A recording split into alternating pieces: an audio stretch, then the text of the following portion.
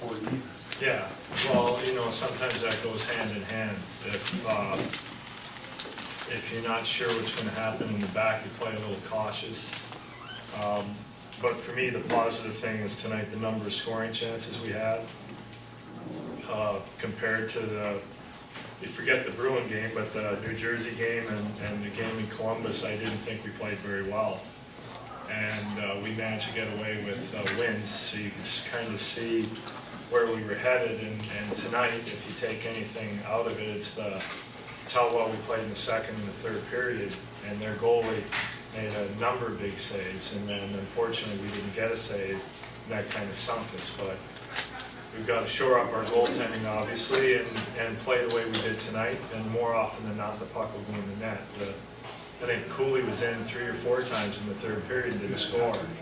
And so that's what we're going to take out of this game. We've got to support our goalies better, and it's a rough time for them.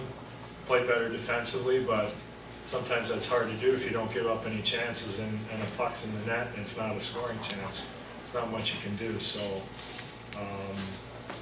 and then just not focus on what's happening between the pipes from the rest of the team's point of view and play our game.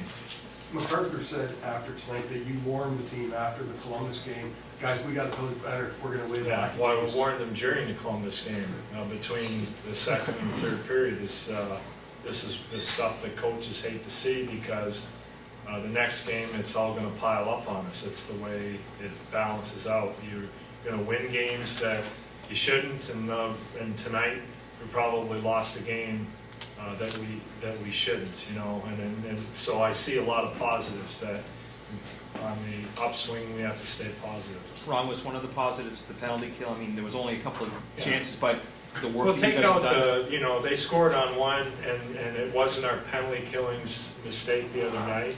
So that's 6, 8, 10. So we've given up 1 goal in the last 10 chances. So I feel pretty good about our penalty killing right now. You said you wanted to give Luke a break. You did that, and as you pointed out Commissaric as an example, do you think Luke's return got off on the right foot tonight? Yeah, I thought Luke played really well. Unfortunately, bad luck, he's on the ice for 3 goals against, but I thought Luke was much better, a lot more energized.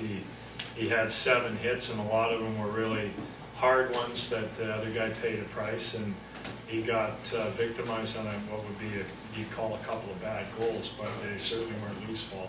How do you move ahead with the goaltenders when both guys are kind of fighting it a little bit? Well, they've got to work hard in practice, and that's their responsibility to sit there with Frankie, go over the games, and at least we go on the road where maybe they can relax a little bit, not worry about what's going to happen if they make a mistake.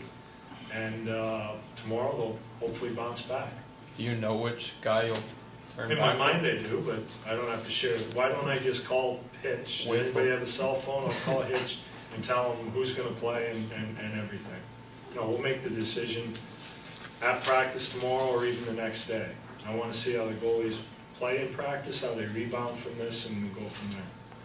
Could you see a point where James gets back this week, or are we looking next week? I really don't know. I can't comment on that because I simply don't know. Thanks, Bob.